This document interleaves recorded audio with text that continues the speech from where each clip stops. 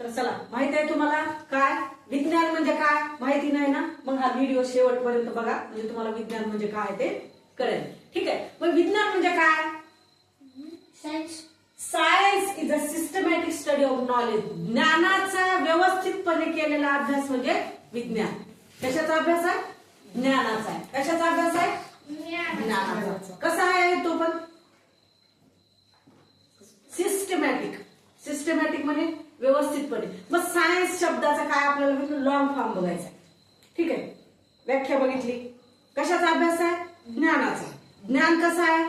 व्यवस्थितपणे आहे. ठीक, सिस्टमॅटिक आहे, व्यवस्थितपणे मांडणी केलेलं ज्ञान आहे. आणि त्या ज्ञानाचा अभ्यास करणं म्हणजे काय आहे? विज्ञान आहे. बरं ठीक आहे, चला मग विज्ञानाचा लॉंग फॉर्म म्हणजे आता बघूया काय तो.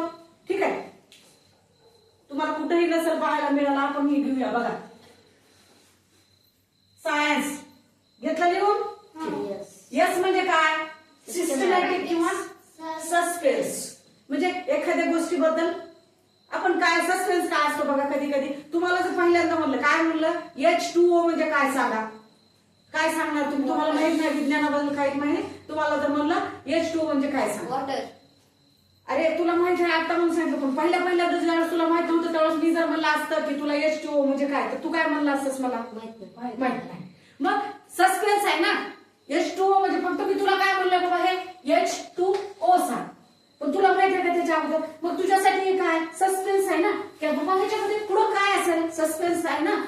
मग तुला कळलं की हायड्रोजनचे 2 अणू आणि ऑक्सिजनचा 1 अणू मिळाल्यानंतर काय तयार होत आहे? पाणी तयार होत.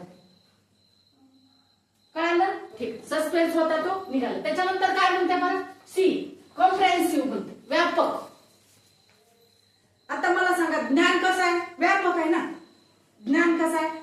थोडंसं असं संकुचित आहे का? नाही, ते कसं आहे? व्यापक आहे. ज्ञानाच्या कशा आहे? व्यापक आहेत. मग आपण ते कशा घ्यायच्यात? व्यवस्थितपणे घ्यायचे. आपल्याला सायन्स मध्ये कसं घ्यायचं? व्यवस्थितपणे घ्यायचे. म्हणून मग ते कसं आहे? व्यापक आहे. ठीक आहे, त्याच्यानंतर काय आय म्हणताय? इन्व्हेस्टिगेशन. इन्व्हेस्टिगेशन म्हणजे काय? तपासणी. कशाची? ज्ञानाची. म्हणजे आपण एखादा आता काय H2O एकच मुद्दा घेतला. मग तुम्हाला कुणीतरी आला मला H2O म्हणजे पाणी आहे, पण आपल्याला विश्वास. मग आपण काय करणार? त्याचं इन्व्हेस्टिगेशन करणार. काय करणार? त्याची आपण तपासणी करणार. काय तपासणी करणार? हायड्रोजनचे 2 अणू घेणार, ऑक्सिजनचा 1 अणू घेणार आणि आपण पाणी तयार होते का बघणार. ठीक आहे का? मग त्यांची काय झाली त्याच्यानंतर? मग इकडे बघा, तपासणी झाली कशाची? हायड्रोजनचे 2 अणू, ऑक्सिजनचा 1 अणू. त्याच्यानंतर त्यांना मग काय होणार आहे? तयार होणार आहे पाणी. मग ते ज्यावेळेस तुम्ही इन्व्हेस्टिगेशन केलं, त्याच्यामध्ये इन्व्हेस्टिगेशन केल्यानंतर तुम्ही एक्सप्लोरेशन केलं. त्याचं एक्सप्लोरेशन म्हणजे पडताळणी केली. पडताळणी म्हणजे कशी करतात? विज्ञानामध्ये पडताळणी कशी असते?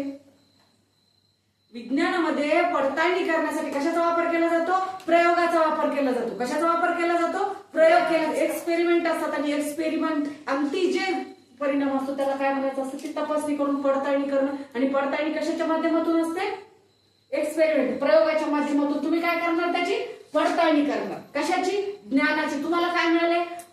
हायड्रोजनचे 2 अणू आणि ऑक्सिजनचा 1 अणू मिळाल्यानंतर पाणी तयार होणार आहे. तुम्ही काय केली?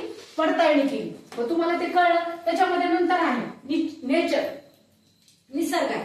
आता बघा, निसर्गामधून आपल्याला सायन्स मधलं काय शिकायला मिळते? भरपूर गोष्टी आहेत. इन्व्हायरमेंटलच्या सगळ्यात आहेत. मूलद्रव्य कुठं तयार होणार? निसर्गातच तयार होणार आहे. त्याच्या आपल्याला कुठून मिळतंय? एन म्हणजे मग काय झालं? नेचर. निसर्गाचाही संबंध कशामध्ये आहे? विज्ञानामध्ये. ठीक आहे, त्याच्यानंतर आहे कॉजेस.